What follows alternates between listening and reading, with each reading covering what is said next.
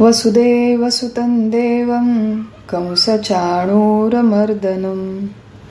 देवकी परमानन्दं कृष्णं वन्दे जगद्गुरुं श्रुतिस्मृतिपुराणानाम् आलयं करुणालयं नमामि भगवत्पादं शङ्करं लोकशङ्करं शङ्करं शङ्कराचार्यं केशवं बादरायणं सूत्रभाष्यकृतं वन्दे भगवन्तौ पुनः पुनः ब्रह्मानन्दं परमसुखदं केवलं ज्ञानमूर्तिं द्वन्द्वातीतं गगनसदृशं तत्त्वमस्यादिलक्ष्यम् एकन्नित्यं विमलमचलं सर्वदी साक्षिभूतं भावातीतं त्रिगुणरहितं सद्गुरुं तन्नमामि।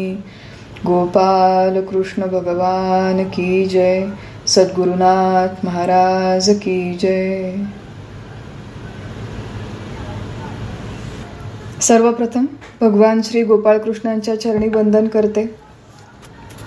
जगद्गुरु श्रीमद आदि शंकराचार्यांना वंदन करते।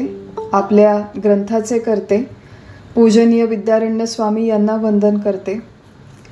आपले सद्गुरु परमपूज्य डॉक्टर काका आणि आपले आचार्य परमपूज्य मंदाताई गंधे यांना सादर सविनय प्रणाम करते। आपणा सर्व श्रोत्यांना अभिवादन करते आणि पंचदशी या ग्रंथातील द्वैत विवेक या प्रकरणातील चिंतन आपण आता पुढे सुरू ठेवूया। द्वैत विवेक हे संपूर्ण दृश्य विश्व, ज्या जगामध्ये आपण राहतो, ज्या जगामध्ये आपण रोज व्यवहार करतो, ते संपूर्ण विश्व द्वैतमय आहे, भेदमय आहे। सकाळी उठल्यापासून रात्री झोपेपर्यंत प्रत्येक क्षणाला आपल्याला या द्वैताची आणि या भेदाची प्रतीती आहे। मग या द्वैताची प्रतीती आपल्याला नुसती येत नाही, तर त्या प्रतीतीबरोबर आपल्या वाट्याला दुःख येतं, आपल्या वाट्याला भय येतं आणि ही सगळी गोष्ट आपल्याला शास्त्रकार समजावून सांगतात। द्वैताचा विवेक का करायचा आणि त्या द्वैताच्या मागचं जे एकमेवा द्वितीय अद्वैत तत्व आहे त्याचा शोध का घ्यायचा? कारण की जोपर्यंत आपण द्वैतामध्ये गुंतून पडलेलो आहो, गुरफटून पडलेलो आहो, तोपर्यंत अखंड आपल्याला कुठलं ना कुठलं भय अथवा भीती अथवा दुःख, अस्वस्थता, बेचैनी, तळमळ ही आपल्या वाट्याला येणार। समर्थ रामदास स्वामींनी मनाचे श्लोक लिहिताना एक छान श्लोक लिहिला। त्याच्यामध्ये एक चरण आहे की सुखानंद आनंद भेदे बुडाला। जो काही आपला आनंद आहे, सुखाची प्रतीती आहे, ती भेदामुळे बुडाली। जे काही भेद आहेत या जगामध्ये ते सगळे मुख्यतः उपाधीच्या संदर्भात आहेत। उपाधी मिथ्या आहे, आपण हा विषय विस्ताराने बघितला, परंतु ती आपल्याला सत्य वाटते म्हणून भेद सत्य वाटतो। म्हणून मग अमुक एकाचा हा रंग, त्याची ती उंची, त्याचं ते रूप, तो बुद्धिमान, तो श्रीमंत, तो गरीब, असे 24 तास अखंड आपल्या मनात भेदाच्या सृष्टीसंबंधी विचार असतात। आणि नुसते ते विचार नसतात, तर त्या भेदाच्या प्रत्येक व्यक्तिवस्तूच्या बरोबर आपली एक काहीतरी प्रतिक्रिया दडलेली असते। बघा, आपल्या लहानपणी आपण सगळ्यांनी एक गोष्ट ऐकली होती, खूप प्रसिद्ध गोष्ट, त्याला आपण भित्र्या सशाची गोष्ट म्हणायचो।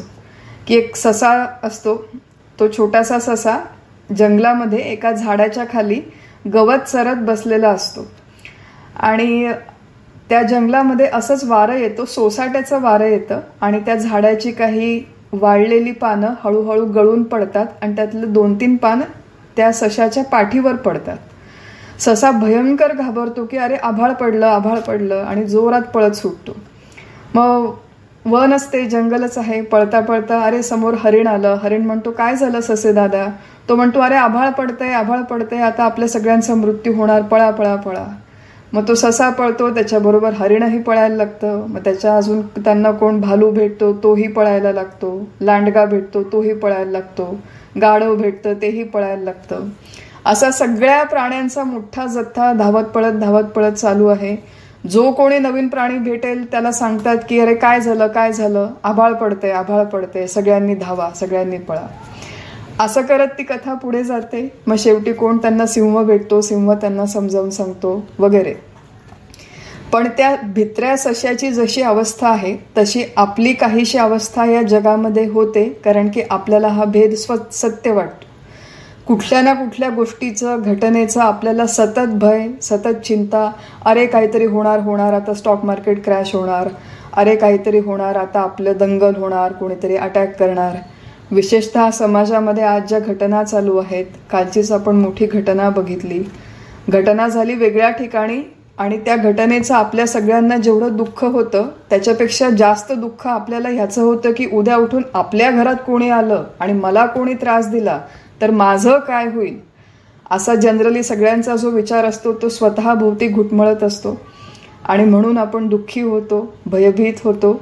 आणि म्हणून या भेदाची निवृत्ती कशी करायची, कुठला भेद, कुठलं द्वैत आपल्याला बंधनकारक आहे, हे सगळं समजावून सांगण्यासाठी विद्यारण्य स्वामींनी या प्रकरणाची रचना केलेली आहे. सुरुवात करतानाच विद्यारण्य स्वामींनी साधारण पहिल्या 13 श्लोकांचा आपण मागच्या सत्रामध्ये अभ्यास केला होता की 2 प्रकारचे द्वैत आहेत. एक द्वैत म्हणजे ईशकृत द्वैत आणि दुसरं आहे जीवकृत द्वैत. ईशकृत द्वैत म्हणजे ईश्वराने ही सृष्टी निर्माण केली.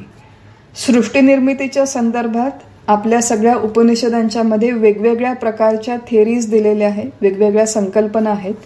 थोड्याफार प्रमाणाने त्या साधारण एकाच दिशेने आपल्याला घेऊन जातात, परंतु प्रत्येक प्रक्रियेचा विस्तृत अभ्यास करण्यापेक्षा आपण एक मूळ संकल्पना बघितली की ही संपूर्ण सृष्टी ही मुळामध्ये निर्माण झालेलीच नाही, परंतु ती आपल्याला झाली आहे असं जणू वाटतं. कोट्यावधी लोकांना ते वाटतं. ते गृहीत धरून सृष्टी निर्मितीची मांडणी केली जाते. तिला अध्यारोपाची मांडणी म्हणतात. आणि अध्यारोपाच्या भाषेमध्ये हे सगळं प्रकरण सुरुवातीचं मांडलं गेलेलं आहे की सृष्टी निर्माण झाली, त्याच्या या वेगवेगळ्या 8-10 प्रक्रिया आहेत. त्यापैकी कुठलीही एक प्रक्रिया जी आपल्याला पटते ती आपण गृहीत धरावी आणि आपल्या पारमार्थिक जीवनात पुढे जावं.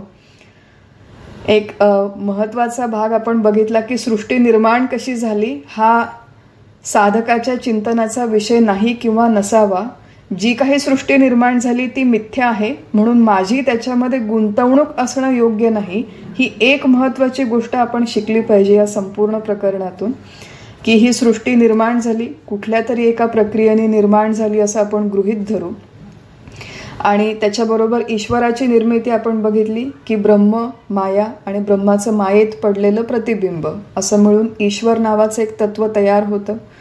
त्या ईश्वराने ईक्षण केलं म्हणजे ज्ञानपूर्वक तप केलं. त्याच्यानंतर सृजन म्हणजे प्रत्यक्ष या सृष्टीची निर्मिती केली. आणि तिसरा आपण महत्वाचा मुद्दा बघितला की हाच ईश्वर यांनी जगामध्ये वेगवेगळी रूप निर्माण केली, वेगवेगळी शरीरं निर्माण केली, माणूस, गाय वगैरे. आणि त्या सगळ्या आकारांच्या मध्ये तो स्वतः जीवरूपाने शिरला.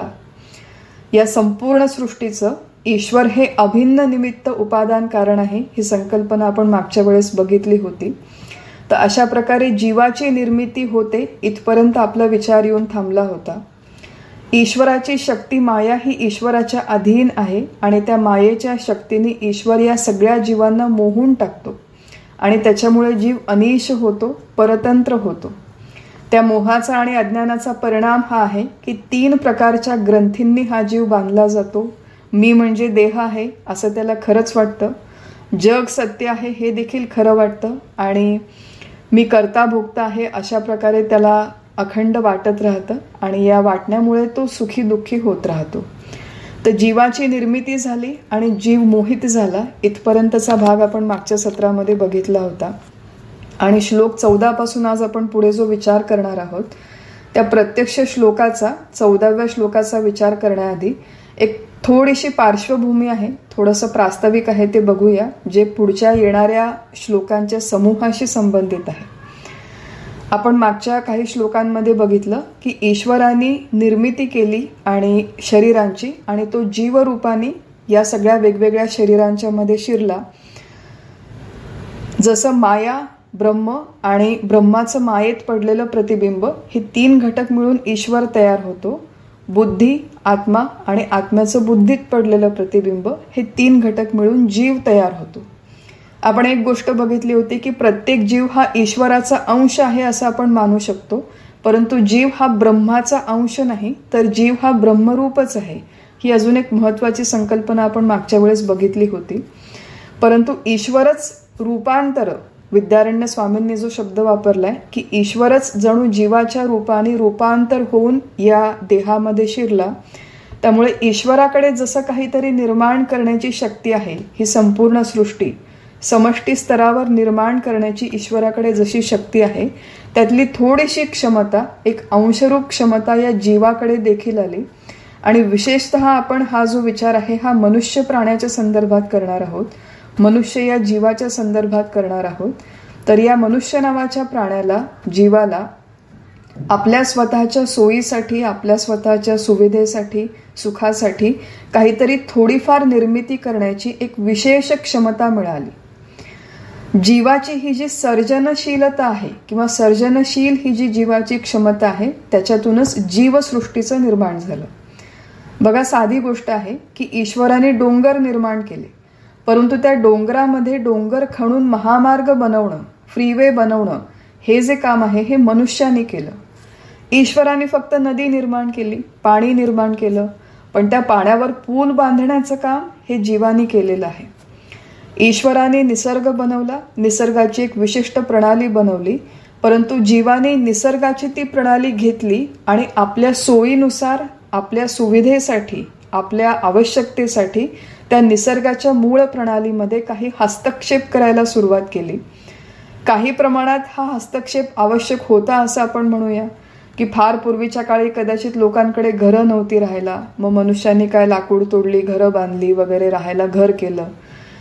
मनुष्याच्या आवश्यकता भागण्यासाठी म्हणून त्यांनी जे निसर्गामध्ये बदल केले सुरुवातीच्या काळात, रोटी, कपडा, मकान, ते एक वेळेस ग्राह्य होते, परंतु त्या आवश्यकतेची मर्यादा मनुष्याने कधीच ओलांडली. आणि आता आज आपल्याला जे हायपर कन्झ्युमरिझमचं कल्चर दिसतंय की प्रत्येक गोष्ट, निसर्गाचे जे काही नियम आहेत ते धाब्यावरती बसवून मनुष्याने वेगवेगळ्या गोष्टी, आवश्यकता असो वा नसो, निर्माण करायला सुरुवात केली. अनेक त्यातली ही निर्मिती जी जीव करतो आज, ही निसर्गाच्या नियमाच्या विरुद्ध जाऊन करतो आणि त्यामुळे एक प्रकारचं सगळं संतुलन बिघडलेलं आहे. निसर्गाचा, ईश्वराचा कोप आपल्याला सहन करावा लागतो आहे. हा सगळा झाला एक पार्श्वभूमीचा विचार की ईश्वराने जी निर्मिती केली त्याच्यामध्ये हस्तक्षेप करून काही प्रमाणात जेवढी मनुष्याची क्षमता आहे तेवढे बदल करून आता जीवसृष्टी हा जीव निर्माण करतो. आणि कुठल्या प्रकारे हे जे द्वैत आहे, जीवाने निर्माण केलेलं द्वैत आणि ईश्वराने निर्माण केलेलं द्वैत, हे कशा प्रकारे आपल्या जीवनामध्ये अभिव्यक्त होतं, कशा प्रकारे हे एकमेकांशी संबंधित आहे आणि कशाचं नेमकं आपल्याला बंधन होतं, याचा एक फार सुंदर सूक्ष्म विचार विद्यारण्य स्वामींनी या श्लोकांच्या समूहामध्ये मांडलेला आहे. सगळ्यात पहिल्यांदा श्लोक क्रमांक 14, 15, 16 या 3 श्लोकांच्या मध्ये जीवकृत द्वैत म्हणजे जीवाने निर्माण केलेली सृष्टी कशी आहे हे स्पष्ट करण्यासाठी एक सप्तान्न संकल्पना इथे विद्यारण्य स्वामी मांडतात. ही जी सप्तान्न संकल्पना आहे ही मूळतः बृहदारण्यक उपनिषदामध्ये पहिल्या अध्यायात 5व्या प्रकरणात सांगितली आहे. बृहदारण्यकामध्ये श्रुती आहे की यत् सप्तान्नानी मेधया तपसा जनयत पिता. श्रुतीचा अर्थ असा आहे की हे जे सप्तान्न आहे, सप्तान्न म्हणजे काय, 7 प्रकारचं अन्न, त्या 7 प्रकारच्या अन्नाची निर्मिती केली. कोणी केली तर पित्यानी केली. कशाच्या मदतीने केली तर मेधया, मेधया म्हणजे बुद्धी किंवा ज्ञान किंवा चिंतन. तर या सृष्टीची निर्मिती करण्यासाठी पित्यानी आपली बुद्धी वापरली, आपलं ज्ञान वापरलं, नंबर 1. आणि दुसरं तप. तप म्हणजे कुठली तरी कृती. सृष्टीची निर्मिती करण्यासाठी मुख्यतः ज्ञान वापरलं आणि कर्म वापरलं. या ज्ञान आणि कर्माच्या संयोगाने या संपूर्ण सृष्टीची निर्मिती झाली. आता इथे जो पिता म्हटलेला आहे तो सुरुवातीला त्या पित्याचा मुख्य अर्थ आहे ईश्वर. ईश्वरानेच हे सप्तान्न मूळतः त्याच्या मूळ स्वरूपात निर्माण केलं. सप्तान्न कुठलं आहे ते आधी बघूया की 7 प्रकारचं अन्न, त्यातलं पहिलं अन्न आहे त्याला म्हणतात धान्य. धान्य म्हणजे आपल्याला कल्पना आहे की वेगवेगळ्या प्रकारचे गहू, तांदूळ हे जे धान्य निर्माण केले पृथ्वीमधून, ज्याचा उगम होतो, असं जन्मणाऱ्या आणि मरणाऱ्या जीवाकरता आवश्यक, त्याच्या सर्व्हायव्हल करता आवश्यक हे जे धान्य त्याला म्हणतात पहिलं अन्न. दुसरी जी 2 अन्न आहे ती देवासाठी आहेत असं इथे म्हटलं आहे. आणि देवासाठी असलेली हे 2 अन्न म्हणजे दर्शयज्ञ आणि पूर्णमास यज्ञ. पूर्वीच्या काळी जे वैदिक विधी होते त्याच्यामध्ये हे दर्श पूर्णमास यज्ञ केले जायचे. संकल्पना याच्या मागची अशी आहे की संपूर्ण सृष्टीचं चक्र चालवण्यासाठी आपल्या भारतीय संस्कृतीमध्ये, आपल्या वैदिक शास्त्रामध्ये इंद्रदेवता, अग्निदेवता, वायुदेवता, वरुण देवता या सगळ्या देवता मानलेल्या आहेत.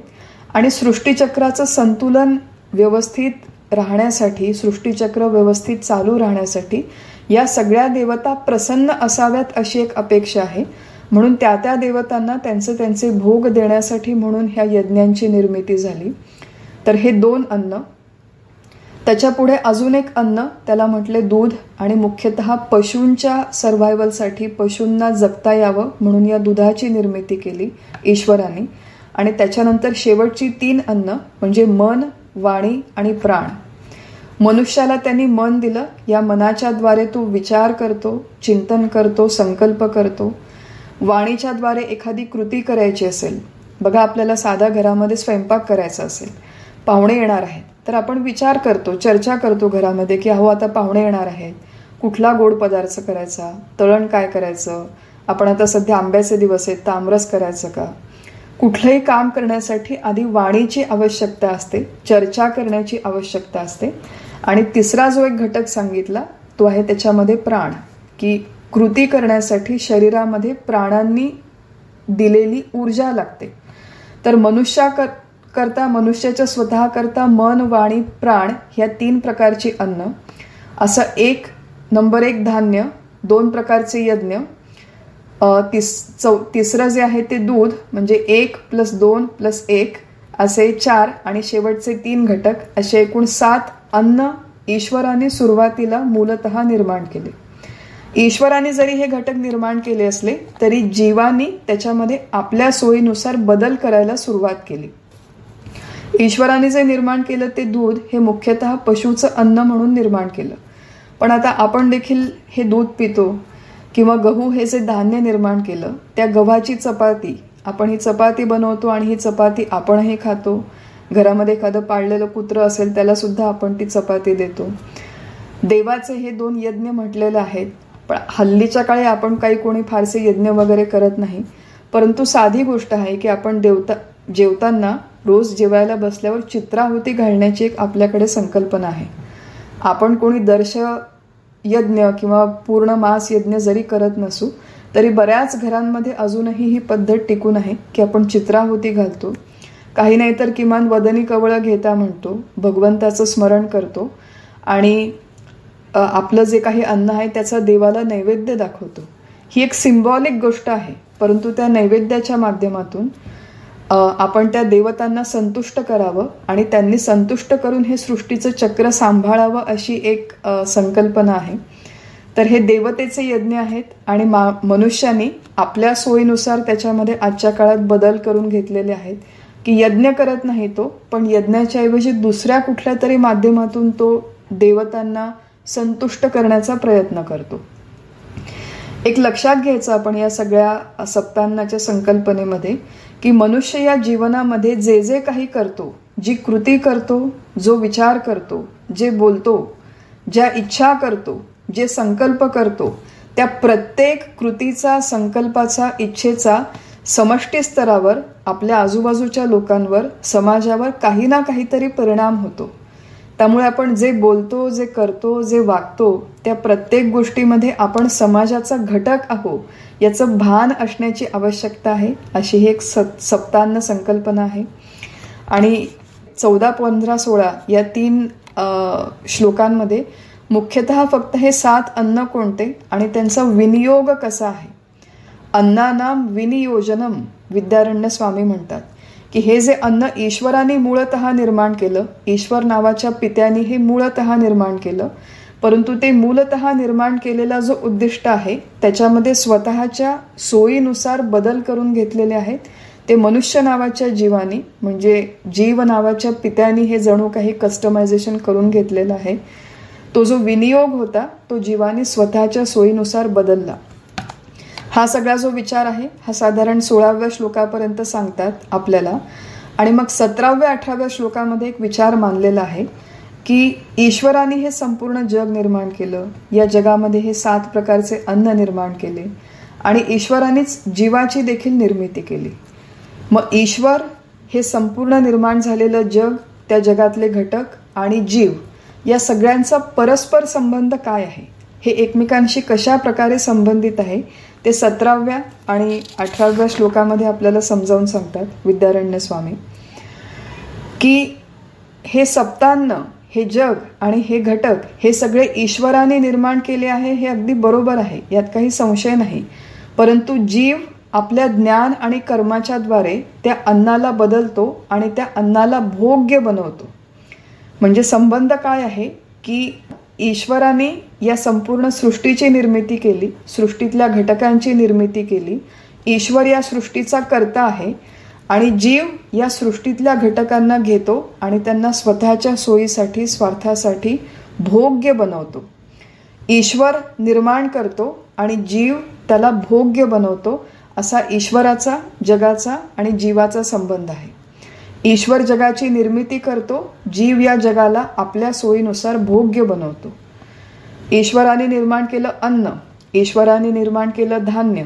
आता मनुष्याने ठरवलं की माझ्यासाठी गहू हा फार महत्त्वाचा आहे, कारण की गव्हाच्या पोळ्या खाल्ल्या की मला अमुक अमुक प्रकारचे विटॅमिन्स मिळतात, काय प्रोटीन्स वगैरे मिळतात.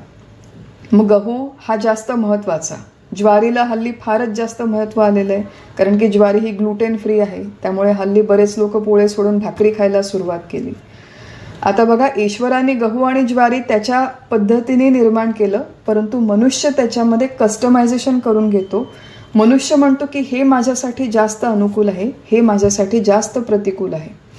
आणि हे करता करता जेव्हा मनुष्य आपली मर्यादा ओलांडतो, हल्ली बघा एक नवीन प्रकार निघाला आहे, त्याला म्हणतात पॉलिश केलेलं धान्य आणि पॉलिश न केलेलं धान्य. पॉलिश करण्याच्या प्रक्रियेमध्ये ते जे गहू होते, तो जो तांदूळ होता, आपण सगळेजण बघतो की त्याच्यामधलं जे बाहेरचं साल आहे, ज्याला आपण ब्रान म्हणतो, ते काढून टाकलं जातं आणि दिसायला पण ते धान्य चकचकीत सुंदर दिसतं, लवकर शिजतं. परंतु मनुष्याने स्वतःच्या सोयीसाठी हे सगळे बदल करून घेतले, मग त्याचं मार्केटिंग केलं आणि आता बहुतांश लोक आपल्यासारखे पॉलिश्ड अन्नधान्य खायची सवय लागली. मग हळूहळू लोकांना आता साक्षात्कार होतोय की अरे, पॉलिश केलेल्या अन्नामुळे आपलं न्यूट्रिशन कॉम्प्रोमाइज होतंय आणि काय त्याच्यामध्ये जीवनसत्व कमी आहे, खनिजं कमी आहेत, मिनरल्स वगैरे, पचन व्हायला जास्त त्रास होतो. मग आता नवीन डाएट फॅड निघालं आहे की पॉलिश न केलेलं अन्न खा. म्हणजे मुळात अन्न हे, मुळात धान्याचे जे प्रकार होते ते पॉलिश न केलेलेच होते. मनुष्याने ते आधी पॉलिश केले, मग त्याची इंडस्ट्री करून ते विकायला सुरुवात केली. मग आता ते कसं दुष्परिणाम आहे हे समजावून सांगितलं आणि परत पॉलिश न केलेलं धान्य खा असं आता मनुष्य सांगतो. आणि पॉलिश न केलेल्या धान्याची किंमत अजून जास्त चढवून वाढवून विकतात. का बरं? कारण की पॉलिश न केलेल्या धान्यामधून जास्त न्यूट्रिशन मिळतं. मग जर जास्त न्यूट्रिशन मिळतं तर सुरुवातीला तुम्ही पॉलिश केलंच कशाला धान्याला? माझा स्वार्थ होता म्हणून केलं, माझी सोय होती म्हणून केलं. असं मनुष्याने कितीतरी निसर्गातले घटक केले की ईश्वराने त्याची निर्मिती केली, त्या जगाची, त्या घटकांची, आणि जीवाने त्याला स्वतःच्या सोयीनुसार भोग्य बनवलं. ईश्वराने पाणी निर्माण केलं, मनुष्याने त्याच्यापुढे एक पाण्याची इंडस्ट्री नवीन निर्माण केली. काय तर पॅकेज्ड वॉटर. मग त्याच्यात प्लास्टिकच्या बाटल्या तयार करायच्या, मोठे मोठे ते बिस्लेरीचे बॉटल्स तयार करायचे, तेच ईश्वराने दिलेलं पाणी त्यात भरायचं आणि मग ते बॉटल्ड पॅकेज्ड वॉटर विकायचं. लोकांना सांगायचं की अहो, हे स्वच्छ पाणी आहे आणि हे अमुक अमुक काय प्रोसेस केलेलं पाणी आहे, तुम्ही हे पाणी प्या आणि हे प्यायलं की तुम्हाला तुमची तब्येत चांगली राहील, तुम्हाला कुठले रोग होणार नाही. तर अशा प्रकारे पाणी घेतलं आणि पाण्याचं स्वतःच्या सोयीनुसार पॅकेजिंग करून जे मनुष्य विकतो त्याला म्हणतात जीवानी आपल्या सोयीनुसार ही जी ईश्वरकृत सृष्टी आहे ती भोग्य बनवली. जीवाच्या वाट्याला ज्या काही वस्तू आल्या, जे काही निसर्गाचे घटक आले, त्याला जीव म्हणतो की हा माझ्यासाठी चांगला आहे, हा माझ्यासाठी वाईट आहे, हा माझ्यासाठी अनुकूल आहे, हा माझ्यासाठी प्रतिकूल आहे, हा सुखदायक आहे आणि हा दुःखदायक आहे. हे जे सगळे लेबल्स आहेत हे जीवकृत द्वैतामध्ये येतात. ईश्वराने फक्त धान्य निर्माण केलं, ईश्वराने फक्त पाणी निर्माण केलं, त्याचं जे पोस्ट प्रोसेसिंग आहे ते पोस्ट प्रोसेसिंग करून स्वतःच्या स्वार्थानुसार सोयीनुसार जो विकतो, जो त्याची इंडस्ट्री बनवतो, जो त्याला कमर्शियलाइज करतो, तो म्हणजे हा आपला मनुष्य प्राणी. आणि आपण सुद्धा त्याचेच घटक आहोत. विचार न करता जेव्हा आपण या सगळ्या गोष्टी कन्झ्युम करतो तेव्हा अशा प्रकारे हे अर्थात हे कुठल्या एका व्यक्तीच्या करण्याने हे झालेलं नाही, एका व्यक्तीच्या भोगण्याने हे झालेलं नाही, परंतु हा जो काही निसर्गाच्या चक्रामध्ये पूर्ण बदल पडलेला आहे हा मूळतः मनुष्याच्या स्वार्थामुळे आणि स्वार्थबुद्धीमुळे पडलेला आहे. आणि तेच इथे पुढे पुढे समजावून सांगण्याची प्रक्रिया विद्यारण्य स्वामी आपल्याला करतात. तर साधारण 17व्या-18व्या श्लोकामध्ये आपल्याला संबंध सांगितला की ईश्वराने हे जग आणि जगाचे घटक निर्माण केले आणि जीवाने ते आपल्या सोयीनुसार भोग्य बनवले. त्याच्यामध्ये भोक्तृत्व भाव टाकला, त्याच्यामध्ये अनुकूल प्रतिकूल हा भाव हा जीवानी निर्माण केला. पुढे साधारण श्लोक क्रमांक 19, 20, 21, 22 हा जो 4 श्लोकांचा समूह आहे त्याच्यामध्ये हीच जी एक ओव्हरऑल प्रणाली आहे हे पुढे अजून विस्ताराने सांगणं चालू आहे. आता आपण याच्या आधी काय बघितलं की ईश्वराने या जगाची निर्मिती केली, जगामधल्या त्या सप्तांनांची मूळ निर्मिती ही ईश्वराने केली आहे. प्रश्न हा आहे की ईश्वराने जेव्हा ही निर्मिती केली तेव्हा त्या निर्मितीसाठी साधन काय वापरलं. बघा, जीव जेव्हा निर्मिती करतो, आपण असं म्हणूया की जीवाने पॅकेज्ड बॉटल वॉटर निर्माण केलं. त्याच्यासाठी जे प्लास्टिक लागतं ते प्लास्टिक बनवण्यासाठी जे घटक आहेत ते या सृष्टीमध्ये मूळ घटक फंडामेंटल एलिमेंट्स ऑलरेडी होते. ते घटक घेऊन जीवाने प्लास्टिक नावाचा एक वेगळा पदार्थ तयार केला, त्याची बॉटल नावाचा एक वेगळा पदार्थ तयार केला. सो जीवानी सृष्टीमध्ये उपलब्ध असलेली सामग्री घेऊन नवीन वेगवेगळे प्रकार बनवले. त्यामुळे जीवानी नवीन प्रॉडक्ट्स कसे तयार केले याचा आपण विचार करू शकतो. परंतु ईश्वराने जेव्हा ही संपूर्ण सृष्टी निर्माण केली तेव्हा ईश्वराला ही सामग्री कुठून मिळाली, ईश्वराचं साधन काय होतं. विद्यारण्य स्वामी समजावून सांगतात 19व्या श्लोकामध्ये की मायावृत्त्यात्मक ईश संकल्प, मायावृत्तीरूप संकल्प हेच ईश्वराचं साधन आहे. मागच्या सत्रामध्ये बघा आपण बघितलं होतं की ईश्वर या जगताचं अभिन्न निमित्त उपादान कारण आहे. उपादान कारण म्हणजे सामग्री. कुठलंही कार्य निर्माण होण्यासाठी जी सामग्री लागते त्याला म्हणतात उपादान कारण. तर ईश्वराचा संकल्प, त्याचा मायावृत्ती स्वरूप संकल्प हेच या सृष्टीचं उपादान कारण आहे. ईश्वर स्वतःच निर्माता आहे आणि सगळी सामग्री ही त्यांनी स्वतःच्या आतूनच निर्माण केली. सामग्री घेण्यासाठी त्याला दुसरीकडे कुठे जाण्याची गरज नव्हती, आवश्यकता नव्हती. सृष्टी निर्मितीची प्रक्रिया त्याचं एक सिम्प्लिफाईड व्हर्जन आपण आत्ता बघू. नेसेसरीली कुठल्या उपनिषदांच्या मध्ये अशाच पद्धतीने दिलेलं आहे असं नाही, परंतु दासबोधामध्ये सगळ्यात सोप्या भाषेमध्ये हे व्हर्जन मांडलेलं आहे की मूळ आधी केवळ ब्रह्म नावाचं एकच तत्व होतं आपण म्हणतो. त्याच्यात काळ ही संकल्पना गृहीत धरलेली आहे की ही सृष्टी निर्माण होण्याच्या आधी केवळ ब्रह्म नावाचं एक तत्व होतं. मी एक आहे, मी बहुभाव असा एक त्याच्यामध्ये संकल्प निर्माण झाला. तो संकल्प म्हणजेच मूळ माया असं समर्थ म्हणतात. या मूळ मायेमध्ये 3ही गुण म्हणजे सत्व रज तम हे साम्यावस्थेमध्ये होते आणि संपूर्ण सृष्टी याच मूळ मायेमध्ये अव्यक्त तत्वामध्ये बीज रूपाने राहत होती अशी एक शास्त्राची सर्वसाधारण मांडणी आहे. मग त्या गुणांमध्ये क्षोभ निर्माण झाला, गुणमाया निर्माण झाली. ती जेव्हा शुद्ध सत्व प्रदान झाली तेव्हा तिथे ईश्वराची निर्मिती आहे वगैरे. आपण या संकल्पना याच्या आधी महाभूतेलेल्या आहेत की आधी ब्रह्म, त्याच्या पुढे मूळ माया, मग गुणमाया, मग जडमाया. आणि जडमाया म्हणजे 5 महाभूत. या 5 महाभूतांपासून पंचधा प्रकृती म्हणजे सगळी जड सृष्टी निर्माण झाली. आणि या 5 महाभूतांच्या मध्ये जेव्हा मन, बुद्धी आणि अहंकार हे 3 घटक आले तेव्हा त्याच्यामध्ये जीवसृष्टी तयार झाली. एक आहे पंचधा प्रकृतीने तयार झालेली जडसृष्टी, दुसरी आहे अष्टधा प्रकृतीने तयार झालेली जीवसृष्टी. ईश्वराने आपल्या मायावृत्तीरूप संकल्पाच्या केवळ आधाराने ही पंचधा प्रकृती आणि त्याच्या पुढची जडसृष्टी निर्माण केली आणि अष्टधा प्रकृतीपासून जीवसृष्टी निर्माण केली. ईश्वराने जेव्हा ही सगळी सृष्टी निर्माण केली तेव्हा त्याच्यामध्ये त्याचा स्वतःचा कुठलाही स्वार्थ नव्हता, कुठलाही पर्सनल एजेंडा नव्हता.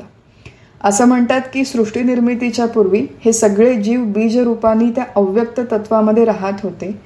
त्या सगळ्यांची कर्म जेव्हा फलोन्मुख झाली, फळ भोगण्यासाठी तयार झाली, तेव्हा प्रत्येक जीवाला त्याच्या त्याच्या कर्माचं फळ भोगण्यासाठी जे काही अनुकूल आहे ते अनुकूल घटक निर्माण करून त्या त्या जीवाला ती ती परिस्थिती मिळेल अशी सगळी एक ब्लूप्रिंट तयार करून ईश्वराने सृष्टी निर्माण केली. त्याच्यात त्याचं वैयक्तिक मत काहीही नाही, त्यात वैयक्तिक पर्सनल एजेंडा काहीही नाही. ज्या जीवाला जसे भोग पाहिजे ते तसे त्याच्या वाट्याला येतील अशी सगळं ह्या ईश्वराचं नियोजन आहे. त्यामुळे ईश्वराने निर्माण केली, त्याच्यामध्ये मायावृत्तीत्मक संकल्प आहे. आता आपण विचार केला की ईश्वराने निर्माण केली आणि जीवानी भोग्य बनवली. जीवाने जेव्हा ही सृष्टी भोग्य बनवली तेव्हा जीवाचं साधन काय आहे? तर जीवाचं साधन आहे, विद्यारण्य स्वामी म्हणतात, मनोवृत्त्यात्मक जीव संकल्प. हा मनाची जी वृत्ती आहे, मनाचे जे संकल्प आहे, आपण मन ही संकल्पना मागे पंचकोशांच्या वेळेस विचार करताना विस्ताराने बघितली होती की आपल्या सगळ्यांच्या आतमध्ये अंतःकरण नावाचं एक तत्व आहे. त्या अंतःकरणाचेच 4 पदर आहेत.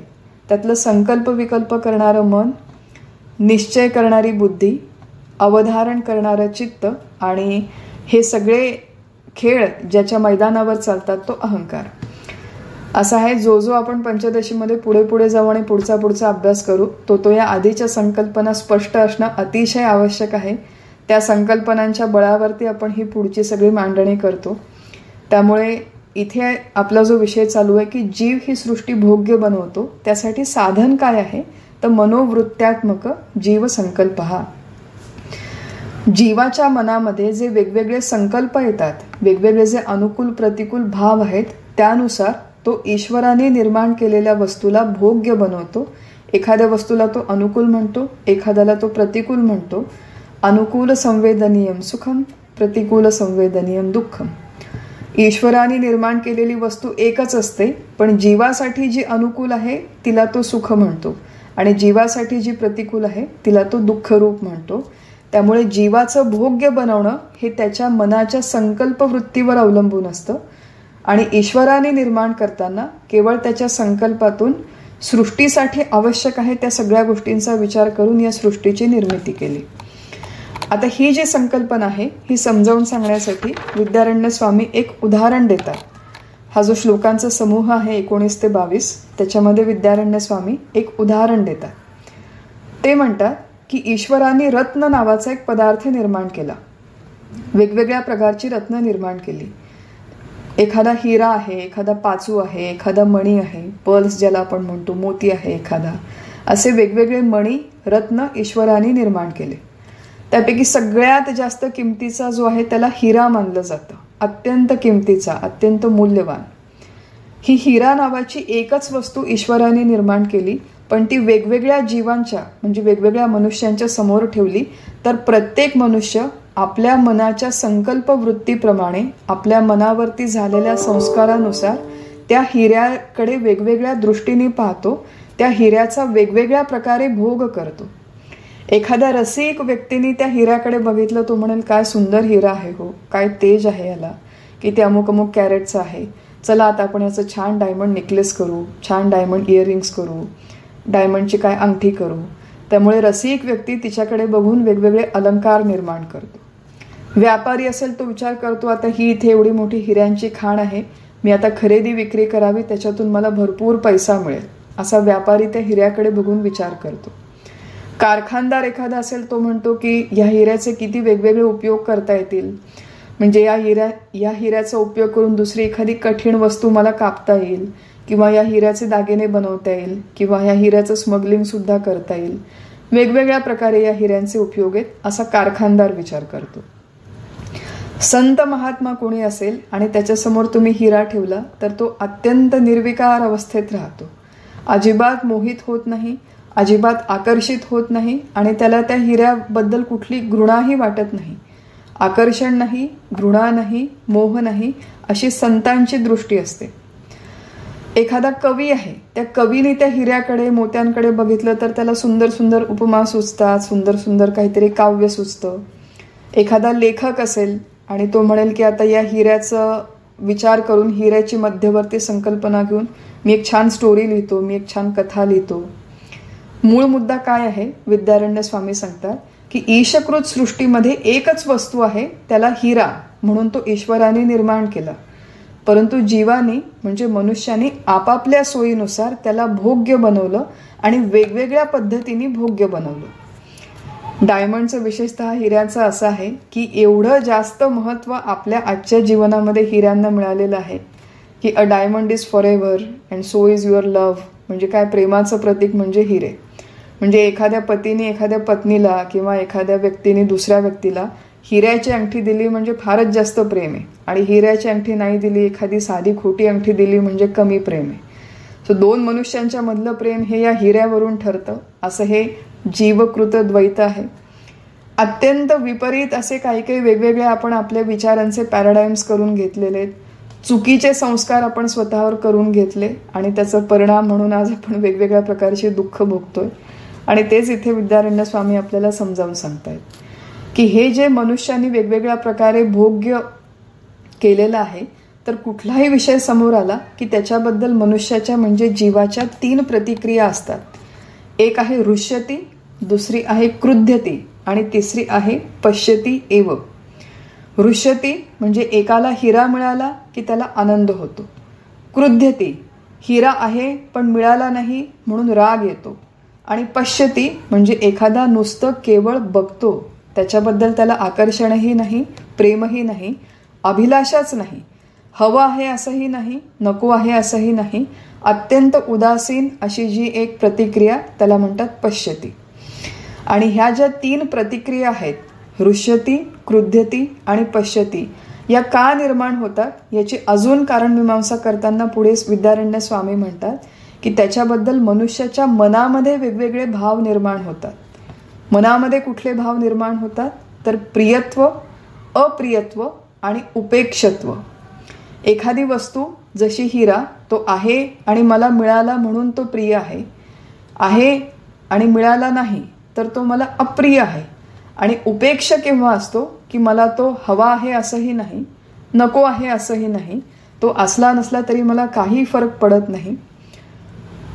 इंग्लिशमध्ये बघा एक खूप छान शब्द आहे, त्याला म्हणतात इनडिफरन्स किंवा न्यूट्रल, कम्प्लिटली. राग द्वेष वृत्ती रहित जी अवस्था आहे त्याला म्हणतात न्यूट्रॅलिटी किंवा इनडिफरन्स. त्याला इथे स्वामींनी म्हटले उपेक्ष. तर आपल्या विषयांबद्दलच्या ज्या प्रतिक्रिया आहेत, हृष्यती, क्रुध्यती, पश्यती, त्याच्यामागे 3 प्रकारच्या मनातल्या भावना आहेत, प्रियत्व, अप्रियत्व आणि उपेक्षत्व. अशा प्रकारे ईश्वराची निर्मिती ही एकच आहे, परंतु त्याच्या एका वस्तूकडे मनुष्य म्हणजे जीव या 3 वेगवेगळ्या दृष्टींनी बघतो. प्रिय आहे, अप्रिय आहे आणि उपेक्ष आहे. अशा प्रकारे हा सगळा विषय साधारण 22व्या श्लोकामध्ये मांडल्याच्या नंतर 23, 24, 25 हा जो श्लोकांचा गट आहे त्याच्यामध्ये अजून हा जो विषय आहे हा पुढे वेगवेगळ्या प्रकारांनी उलगडण्याचा स्वामी इथे प्रयत्न करतात. ते म्हणतात की हेच एक संकल्पना समजावून घेण्यासाठी अजून एक उदाहरण बघा. हिऱ्याचं उदाहरण आपण बघितलं, आता विद्यारण्य स्वामी एका स्त्रीचं उदाहरण देतात की ईश्वराने स्त्री म्हणून केवळ एकच व्यक्ती निर्माण केली आणि ईश्वराच्या दृष्टीने ती फक्त स्त्री असते, परंतु त्या स्त्रीचे 2 वेगवेगळे नाते असतात आणि 2 वेगवेगळ्या नात्यांना ती वेगवेगळ्या प्रकारे भोग्य असते. एक असतात वडील ज्यांनी त्या स्त्रीला जन्म दिला, ते वडील त्या स्त्रीकडे आपली मुलगी या नात्याने बघतात. आणि दुसरा आहे पती, पती त्या स्त्रीकडे आपली पत्नी आहे म्हणून वेगळ्या दृष्टीने पत्नी आहे अशा दृष्टीने बघतो. त्याच स्त्रीचा एक मुलगा होतो आणि तो मुलगा आपल्या त्या स्त्रीकडे आपली आई आहे या दृष्टीने बघतो. ईश्वराने फक्त स्त्री निर्माण केली आणि पुरुष निर्माण केला, पण पुरुष त्या स्त्रीकडे आपली पत्नी, आपली आई, आपली मुलगी असं वेगवेगळ्या पद्धतीने भाव निर्माण करतो, वेगवेगळ्या संबंधींनी नातं प्रस्थापित करतो. इथे एक प्रश्न निर्माण केला आहे बघा. हे विद्यारण्य स्वामींचं वैशिष्ट्य आहे की असे प्रश्न जे आपल्या डोक्यात येणारही नाही ते स्वतः विचार करून त्यांनी उपस्थित केलेले आहेत आणि त्याच प्रश्नांची उत्तरं देखील त्यांनी दिलेलं आहे. बघा, ही जे लाईन ऑफ रिझनिंग आहे ती संपूर्णपणे बिगिनिंग टू एंड लक्षात येण्याची आपल्याला आवश्यकता आहे. आपल्याला ईशकृत द्वैत आणि जीवकृत द्वैत निर्माण करून देताना असं सांगितलं की ईश्वराने वस्तू निर्माण केल्या, जीवाने त्या भोग्य बनवल्या. भोग्य बनवताना त्यांनी त्याच्यामध्ये प्रियत्व, अप्रियत्व आणि उपेक्षत्व आणलं. ही पहिली गोष्ट सांगितली. आणि दुसरं सांगितलं की व्यक्ती एकच आहे, पण त्याच्याशी वेगवेगळे नाते निर्माण करतो जीव आणि त्याला वेगवेगळे नावं देतो. आणि त्यातली काही नाती ही आपल्याला अनुकूल असतात, काही नाती ही आपल्याला प्रतिकूल असतात. आता प्रश्न असा निर्माण होतो की एक स्त्री आहे. इथे एक महत्वाची गोष्ट आहे. काही लोकांना वाटेल की काय हो, यांनी फक्त स्त्रियांचंच उदाहरण घेतलं, मग विद्यारण्य स्वामी काय जेंडर डिस्क्रिमिनेशन करत होते का वगैरे, अशातला भाग नाहीये. हे केवळ उदाहरण आहे. जो नियम स्त्री आणि पुरुषांच्या बाबतीत आहे तोच पुरुष आणि स्त्रियांच्या बाबतीत आहे की एकच पुरुष आहे, त्याला एखादी भगिनी म्हणते की हा माझा मुलगा आहे, एखादी म्हणते की माझा पती आहे, एखादी म्हणते की हे माझे पिता आहेत. त्यामुळे हे दोन्ही बाजूंनी आर्ग्युमेंट आहेत. याच्यामध्ये दृष्टांताचं हेअर स्प्लिटिंग न करता त्याच्यामागे जो सिद्धांत आहे ते आपल्याला समजावून घ्यायचा आहे. तर प्रश्न इथे विद्यारण्य स्वामींनी उपस्थित केला की बघा, स्त्री ही एकच आहे. त्या स्त्रीच्या बाबतीत जे वेगवेगळं ज्ञान, कोणी म्हणतो ही माझी आई, कोणी म्हणतं बहीण, कोणी म्हणतं पत्नी, असं वेगवेगळं जरी ज्ञान झालं त्या नातेसंबंधांनी, तरी प्रत्यक्ष स्त्रीमध्ये काहीच फरक पडत नाही. तुम्ही म्हणता की जीवकृत द्वैत आहे. जीवकृत द्वैत आहे म्हणजे कोणी हिला आई म्हणतं, कोणी पत्नी म्हणतं, कोणी बहीण म्हणतं, आणि अशा प्रकारे वेगवेगळं नावांनी तिला हाक मारणं हे जीवकृत द्वैत आहे असं तुम्ही म्हणता. पण हे जीवकृत द्वैत खरं थोडीच आहे. आता एखाद्या व्यक्तीने म्हटलं माझी आई खूप सुंदर आहे, तिचे डोळे खूप सुंदर आहेत, पण त्या मुलाने म्हटलं माझ्या आईचे डोळे खूप सुंदर आहे म्हणून अचानक तिचे डोळे काळेचे बदलून निळे झाले, किंवा कोणीतरी म्हटलं माझ्या मुलीचे केस खूप सुंदर आहे म्हणून तिचे केस अचानक लांबलचक झाले. असं काही होत नाही. जीव त्या स्त्रीकडे वेगवेगळ्या दृष्टीने बघतो, वेगवेगळ्या पद्धतीने तिचं कौतुक करतो, म्हणून प्रत्यक्ष तिचं जे फिजिओलॉजिकल स्ट्रक्चर आहे त्याच्यात काहीच फरक पडत नाही. ईश्वराने जी स्त्री निर्माण केली ती तशीच राहते, तिच्यामध्ये कुठलाच बदल होत नाही. बघा, साधी गोष्ट आहे की आपल्या घरामध्ये पोहे बनवले. घरामध्ये जर 4 महिला असतील आणि 4 महिलांनी पोहे बनवले तर प्रत्येकीच्या हातचे पोहे वेगवेगळे होतात. तेच इन्ग्रेडियंट्स आहेत, तीच पद्धत आहे, परंतु प्रत्येकीच्या हातच्या पोह्यांना वेगळी चव येते, म्हणजे पोहे प्रत्यक्ष रूपाने बदलतात. परंतु ईश्वराने जी स्त्री निर्माण केली तिचे 4 नाते वेगवेगळे जरी निर्माण झाले तरी त्या स्त्रीमध्ये प्रत्यक्ष फिजिओलॉजिकली काहीच बदल होत नाही. मग प्रश्न असा आहे की तुम्ही जे म्हणता जीवकृत द्वैत आहे, ते जीवकृत द्वैत आहे कुठे? जर त्या स्त्रीमध्ये काहीच बदल होत नसेल तर जीवकृत भेद आहे कुठे, असा प्रश्न विद्यारण्य स्वामींनी निर्माण केला. आणि मग त्याचं उत्तर देताना देखील ते पुढे म्हणतात की तुमचं बरोबर आहे, ज्याने कोणी ही शंका निर्माण केली तुमची शंका बरोबर आहे की ईश्वराने अस्थिमांसांची स्त्री एकच निर्माण केली. आणि मग विद्यारण्य स्वामींनी इथे शब्द वापरला आहे की स्त्री जी आहे ती 2 प्रकारची आहे. एक आहे मांसमयी स्त्री आणि दुसरी आहे मनोमयी स्त्री. मांसमयी स्त्री म्हणजे ईश्वराने निर्माण केलेली अस्थिमांसांची स्थूल शरीराची स्त्री एकच असते, तिच्यामध्ये बदल होत नाही. परंतु मनोमयी स्त्री हे जे आहे ते जीवकृत द्वैत आहे. आणि मनोमयी स्त्री म्हणजे प्रत्येक व्यक्तीच्या, तिच्या नात्यामध्ये येणाऱ्या प्रत्येक पुरुषाच्या मनामध्ये ती स्त्री वेगवेगळ्या पद्धतीने त्या पुरुषाच्या मनामध्ये ठसलेली असते. आणि तो पुरुष त्या स्त्रीकडे आपल्या मनामध्ये जी ठसलेली प्रतिमा आहे त्या दृष्टीने बघतो. मनातल्या संस्कारांनुसार त्या स्त्रीकडे बघण्याची प्रत्येकाची दृष्टी बदलते. आणि ही जी मनोमयी स्त्री आहे ही जीवकृत द्वैत आहे आणि त्या मनोमयी स्त्रीमध्ये फरक आहे. त्याच्यामुळे हे जीवकृत सृष्टीतलं द्वैत तयार होतं. बघा, आपण म्हणतो की मला जेव्हा एखाद्या बाहेरच्या पदार्थाचं ज्ञान होतं, बाहेरच्या पदार्थाचं ज्ञान होताना तो पदार्थ काही माझ्या आतमध्ये येत नाही, परंतु त्या पदार्थाकडे बघताना माझ्या मनामध्ये त्या बाहेरच्या पदार्थाविषयी मनाच्या आत एक विशिष्ट प्रतिमा तयार होते आणि त्या प्रतिमेनुसार मला माझ्या त्या बाहेरच्या वस्तूचं, पदार्थाचं ज्ञान होतं. कुठल्याही बाहेरच्या पदार्थाचं ज्ञान होताना नुसतं पदार्थ असून चालत नाही, तर त्या पदार्थाकडे बघणारं, त्या पदार्थाचा विचार करणारं माझं आतलं मन असावं लागतं. आणि मनावरती जे संस्कार असतात त्या संस्कारांनुसार मला बाहेरच्या पदार्थाचं ज्ञान होतं. मग बाहेरची स्त्री एकच आहे, पण मनोमयी स्त्री, ज्या मनाने मी त्या स्त्रीकडे बघते त्यानुसार माझे त्या स्त्रीकडे बघण्याचा दृष्टिकोन बदलतो. आणि स्त्री, जसं मी म्हटलं, इथे केवळ एक उदाहरण आहे. तेच नियम हिऱ्याला सुद्धा ॲप्लिकेबल आहे. तोच एखाद्या पेल्याला, एखाद्या वस्तूला, घराला, सगळ्या गोष्टींना तोच नियम ॲप्लिकेबल आहे की बघणारी व्यक्ती ज्या मनाच्या साह्याने, ज्या मनाच्या माध्यमातून त्या बाहेरच्या पदार्थाकडे बघते त्या मनाच्या संस्कारानुसार त्याला बाहेरच्या पदार्थाचं ज्ञान होतं. मग विद्यारण्य स्वामी सांगतात की एक आहे मांसमयी स्त्री आणि एक आहे मनोमयी स्त्री. मांसमयी स्त्री एकच आहे, मनोमयी स्त्री याच्यामध्ये वेगवेगळे फरक होतात, वेगवेगळे बदल होतात जीवाच्या संस्कारांनुसार. आपण जेव्हा हा सगळा विचार करतो तेव्हा सुरुवातीला असं वाटेल की हे मनोमयी स्त्री काय भानगड आहे, म्हणजे हे नुसता शब्दांचा खेळ आहे का इथे सांगतायत ते. तर हे असं मनोमयी स्त्री वगैरे खरी थोडीच आहे. तुम्ही म्हणता मनामध्ये एक प्रतिमा आहे, पण ती खरी थोडीच आहे. परत एक शंका काढतात इथे विद्यारण्य स्वामी की हे मनोमयी स्त्री प्रकरण काही मला कळलं नाही तुमचं. मग तिथे ते एक आर्ग्युमेंट देतात श्लोक क्रमांक 26 आणि 27 मध्ये की बघा, आपल्या व्यवहारामध्ये 4 गोष्टी आहेत. एक आहे भ्रम, दुसरं आहे स्वप्न, तिसरं आहे मनोरथ आणि चौथं आहे स्मरण. या भ्रम, स्वप्न, मनोरथ आणि स्मरण या प्रत्येक घटनेमध्ये आपल्याला असं काहीतरी ज्ञान होतं की जे केवळ आपल्या मनामध्ये असतं, खरं खरं प्रत्यक्षात बाहेर नसतं. उदाहरणार्थ भ्रम. मी म्हणते की मला या रज्जूवरती सर्प भासला मंद अंधकारामध्ये. रज्जू म्हणजे दोरी, दोरीवर मला सर्प भासला.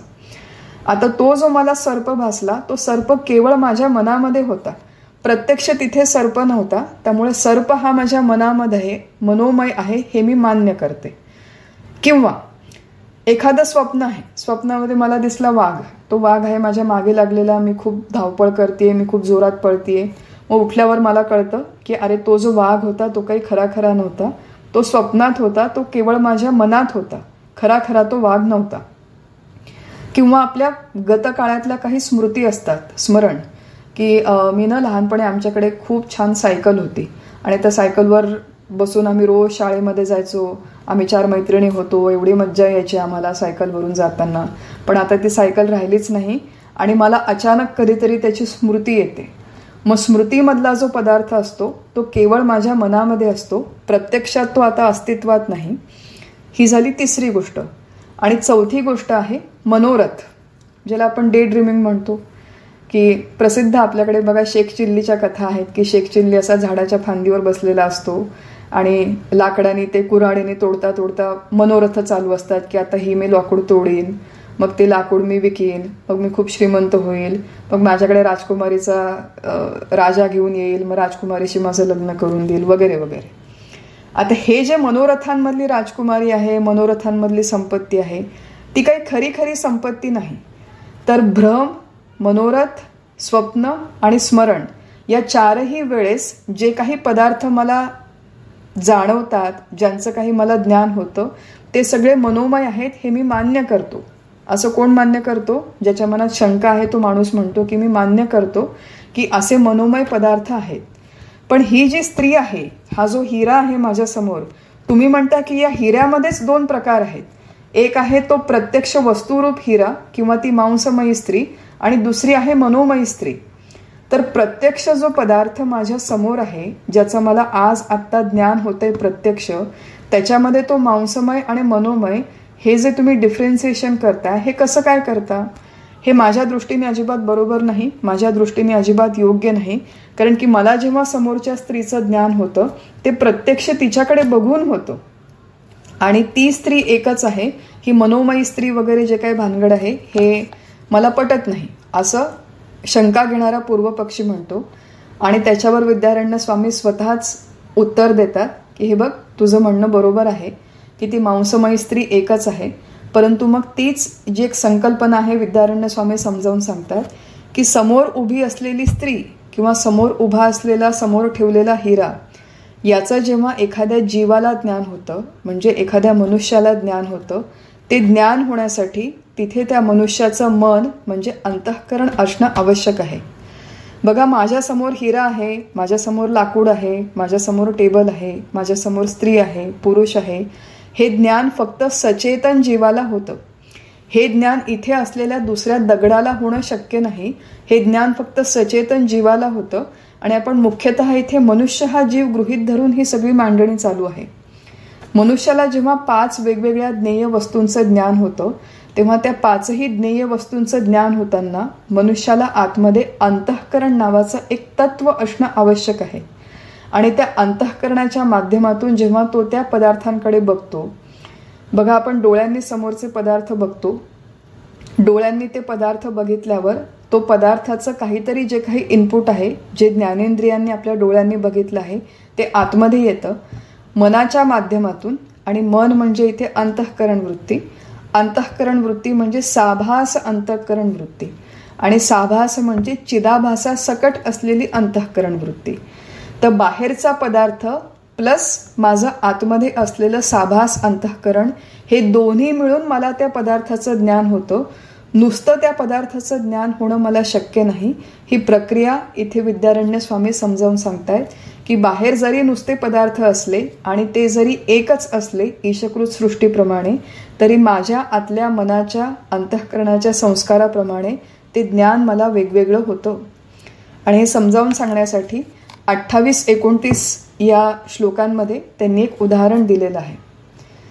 बघा, शास्त्रीय भाषेमध्ये ज्ञान होण्याची जी प्रक्रिया आहे, बाहेरच्या वस्तूचं ज्ञान होण्याची जी प्रक्रिया आहे, त्याला शास्त्रीय भाषेमध्ये असं म्हणतात की आपली जी अंतःकरण वृत्ती आहे ती डोळ्यांच्या माध्यमातून बाहेर पडते, समोरच्या पदार्थाच्या आकाराची होते. समोर माझ्या जर एखादा घट ठेवलेला असेल, माठ ठेवलेला असेल, तर त्या घटाच्या आकाराची ती अंतःकरण वृत्ती होते.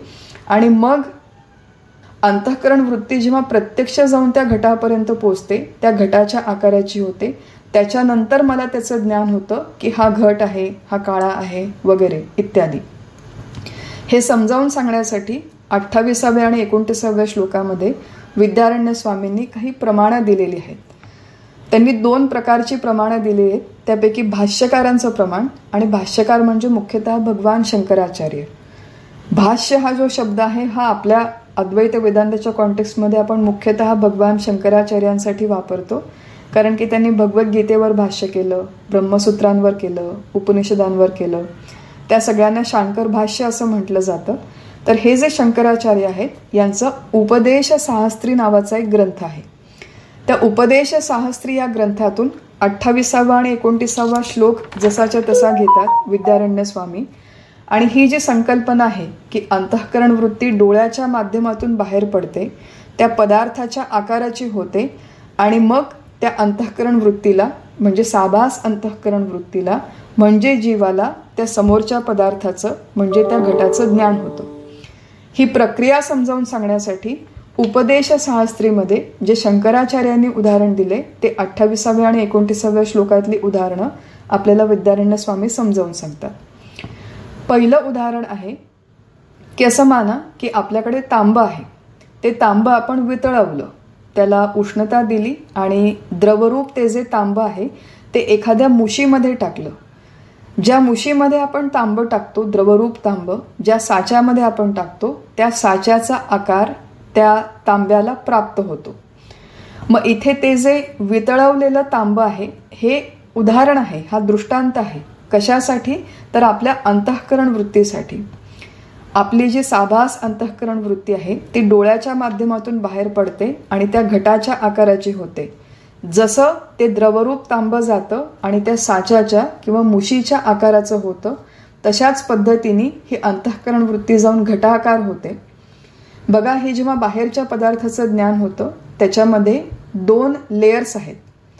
पहिला लेयर आहे की नुसती जेव्हा अंतःकरण वृत्ती तिथे पोचते तेव्हा इथे काहीतरी आहे एवढंच ज्ञान होतं. परंतु त्या अंतःकरणी वृत्तीच्या बरोबर चिदाभास सुद्धा जेव्हा तिथे पोचतो तेव्हा चिदाभासाला ज्ञान होतं, जे विशेष ज्ञान आहे की हा घट आहे, हा पेला आहे, ही टेबल आहे, हा लाईट आहे, ही स्त्री आहे, हा पुरुष आहे. हे जे विशेष ज्ञान आहे ते चिदाभासामुळे तिथे होतं असं म्हटलं जातं.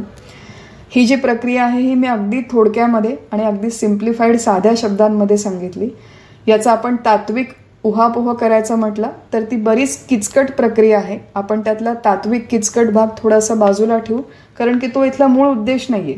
मूळ उद्देश आपल्याला एवढंच समजावून घ्यायचं आहे की कुठल्याही पदार्थाचं जेव्हा ज्ञान होतं तेव्हा त्याच्यामध्ये 2 स्तर आहेत. एक आहे बाहेरचा तो प्रत्यक्ष पदार्थ, ज्याला आपण मांसमयी स्त्री म्हटलं, आणि दुसरा आहे मनोमयी स्त्री, म्हणजे आपल्या मनामध्ये तयार झालेली प्रतिमा. मनामध्ये जेव्हा एखाद्या बाहेरच्या पदार्थाची प्रतिमा तयार होते, बाहेरच्या पदार्थाचं ज्ञान होतं, तेव्हा मनामध्ये त्या वस्तूचं ज्ञान होण्यासाठी आतमध्ये आपलं मन, अंतःकरण आणि त्याच्यावरचे संस्कार हे सगळं मिळून आपल्याला बाहेरच्या पदार्थाचं ज्ञान होतं. बघा, वर्षानुवर्ष आपल्यावरती हे संस्कार झालेले आहेत की गोरा रंग म्हणजे सौंदर्य आणि काळा रंग म्हणजे कुरूपता, असे वर्षानुवर्ष आपल्या अंतःकरणावर संस्कार झालेले. त्यामुळे सहजगत्या एखादी जेव्हा गोरी व्यक्ती आपल्या समोर येते तेव्हा आपण मनातल्या मनात की आहा किती सुंदर व्यक्ती आहे नाही, आणि कोणी काळकुट्ट माणूस समोर आला आपल्यात, आपण म्हणतो, म्हणजे आपण काही म्हणत नाही त्याला जाऊन, पण मनातल्या मनात की काय म्हणजे कसा चेहरा, असा एकदम शहारा येतो कधी कधी की काय काळाकुट्ट माणूस आहे. आता गोरा रंग, काळा रंग हे ईश्वराने निर्माण केलेले आहेत, पण गोरा रंग म्हणजे सुंदर हा मनावर झालेला संस्कार आहे, काळा रंग कुरूप हा मनावर झालेला संस्कार आहे. मग मी जेव्हा त्या 2 माणसांकडे बघून जज करते की हा सुंदर आहे आणि हा कुरूप आहे, ते माझ्या मनातल्या संस्कारांमुळे मी जज करते. मी ऑब्जेक्टिव्हली त्या 2 माणसांकडे बघत नाही, मी सब्जेक्टिव्हली बघते. म्हणजे माझ्या मनावर जे संस्कार झालेत की हे सौंदर्याचं लक्षण आणि हे कुरूपतेचं लक्षण, त्या संस्कारांची भेसळ घेऊनच मला त्या बाहेरच्या पदार्थांचं ज्ञान होतं. त्या संस्कारांची भेसळ बाजूला ठेवून ऑब्जेक्टिव्हली आपण त्या वस्तूंकडे बघत नाही सहसा, किंवा बघितलं तरी आपण म्हणतो की ठीक आहे ही स्त्री आहे, पण पुढे लगेच सब्जेक्टिव्हिटी येते की ही गोरी आहे म्हणून ही सुंदर आहे, ही काळी आहे म्हणून ही कुरूप आहे. तर अशा प्रकारे इथे विद्यारण्य स्वामी आपल्याला समजावून सांगतायत की ईशकृत सृष्टीमधले जे घटक आहेत ते घटक आहे तसेच आहेत, परंतु जो मुख्य भेद आहे तो भेद आणि ते द्वैत हे जीवाच्या बाजूने आहे. आणि जीवाच्या बाजूने का बरं आहे? कारण की जीवाच्या मनावरती, प्रत्येक जीवावरती वेगवेगळे संस्कार झालेले आहेत, आणि जो तो आपापल्या संस्कारानुसार समोरच्या पदार्थाकडे बघतो आणि आपापल्या संस्कारानुसार ते चांगलं आहे का वाईट आहे, योग्य आहे का अयोग्य आहे, सुंदर आहे का कुरूप आहे, हे प्रत्येकजण आपापल्या झालेल्या संस्कारानुसार ठरवतो. साधारण हा 29व्या श्लोकापर्यंत विषय होतो, 28-29. पुढे 30व्या श्लोकामध्ये हीच एक संकल्पना अजून एक वार्तिककारांचं प्रमाण घेऊन विद्यारण्य स्वामींनी सांगितली आहे. बरीच त्याच्यामध्ये तात्विक खटपट बरीच आहे, आणि तो मुद्दा तेवढ्या तात्विक खटपटीने समजावून घेण्यासाठी आपल्याला ह्या फोरमचं हे आपलं उद्दिष्ट नाही, त्याची आवश्यकता सुद्धा नाही. परंतु ही सगळी संकल्पना समजावून सांगितल्यावर 31व्या श्लोकामध्ये विद्यारण्य स्वामी सांगतात, हा एवढा एक 2-3 श्लोक आपण पुढचे बघू, एक 5 मिनिटात जास्त घेऊ, म्हणजे ही संकल्पना पूर्ण होईल आणि नंतर आपलं चिंतन थांबू. 31व्या श्लोकामध्ये विद्यारण्य स्वामी सांगतात की अशा प्रकारे कुठलाही जो विषय आहे ज्याचं आपल्याला ज्ञान होतं त्याचे 2 प्रकारे द्वैत आहे, 2 प्रकारे भेद आहे. आणि पुढे शब्द वापरताना विद्यारण्य स्वामींनी म्हटलं की एक आहे मृण्मय घट आणि दुसरा आहे धीमय घट. मृण्मय म्हणजे मातीने बनलेला घट हा ईश्वर सृष्ट आहे, ईश्वराने निर्माण केलेला आहे, आणि दुसरा मनोमय घट किंवा धीमय घट हा जीवसृष्ट आहे. मृण्मय म्हणजे मातीचा घट हा ईश्वराने बनवला किंवा ईश्वराच्या सृष्टीतल्या नियमानुसार तो बनलेला आहे, आणि धीमय किंवा मनोमय घट हा मनुष्याने आपल्या मनाच्या संस्कारांनुसार बनवलेला आहे. त्याला टेक्निकल थोडीशी इथे नावं दिलेली आहेत की मृण्मय जो घट आहे, मातीचा जो घट आहे, तो प्रमाणाच्या माध्यमातून जाणला जातो. म्हणजे बाहेर जेव्हा आपण घट बघतो तेव्हा आपण डोळ्यांनी जेव्हा त्या घटाकडे बघतो तेव्हा डोळ्यांच्या माध्यमातून, डोळे म्हणजे इथे प्रमाण आहे, डोळ्यांच्या माध्यमातून जेव्हा आपण त्या घटाकडे बघतो तेव्हा हा काळा आहे, हा गोल आहे, याचं वजन इतकं आहे, याचा आकार एवढा आहे, असं एक जे ऑब्जेक्टिव्ह नॉलेज आहे तेवढं आपल्याला होतं. परंतु त्या घटाच्या बाबतीत ज्या आपल्या मनातल्या प्रतिक्रिया आहेत की मला हा घट फारच आवडतो, माझ्या कुठल्या 3 प्रतिक्रिया की हा मला प्रिय आहे, हा मला अप्रिय आहे, किंवा आय डोंट रिअली केअर, मला याच्याबद्दल काहीच वाटत नाही. हे प्रियत्व अप्रियत्व आणि उपेक्षत्व हे त्या मनोमय घटाशी म्हणजे धीमय घटाशी संबंधित आहे. आणि काळा आहे, अमुक वजनाचा आहे, हे जे काही ज्ञान आहे ते त्या मृण्मय घटाशी संबंधित आहे.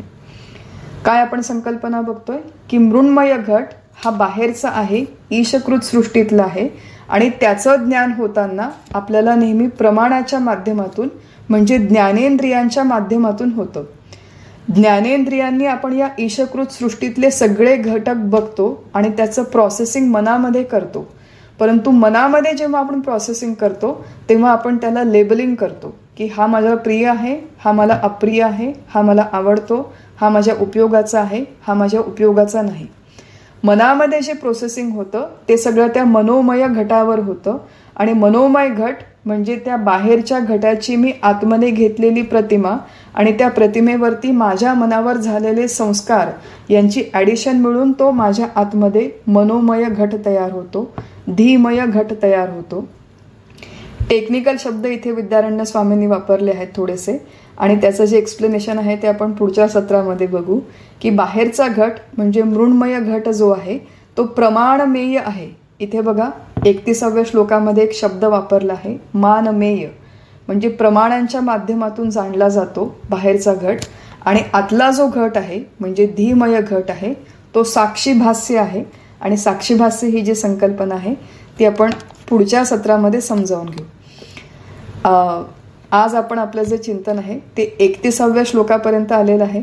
35व्या श्लोकापर्यंत आपल्याला कव्हर करायचं होतं परंतु आपली आजची जी वेळेची मर्यादा आहे ती संपलेली आहे. आज आपण एवढंच लक्षात ठेवू की मृण्मय घट म्हणजे बाहेरचा म्हणजे ईशकृत सृष्टीतला त्याचं ज्ञान होण्यासाठी इंद्रियांची ज्ञानेंद्रियांची आवश्यकता असते. परंतु एकदा त्या मृण्मय घटाचं ज्ञान झालं तो आपल्या आतमध्ये आला, त्याचा मनोमय घट बनला म्हणजे आपल्या मनाच्या संस्कारांची भेसळ करून जेव्हा आपण त्या मनोमय घटाकडे बघतो तेव्हा आपण त्याला लेबल लावतो की हा मला प्रिय आहे, हा मला अप्रिय आहे, हा मला आवडतो, हा मला आवडत नाही. मृण्मय घट, धीमय घट. मृण्मय घट हा मानमेय आहे म्हणजे प्रमाणमेय आहे आणि धीमय घट हा साक्षीभास्य आहे. ही जी संकल्पना आहे साक्षीभास्य ही आणि ह्याच्या पुढचा 32व्या श्लोकापासूनचा विचार आपण पुढच्या सत्रामध्ये करू. आज आपलं चिंतन इथेच थांबू. हरिओम तत्सत. श्रीराम.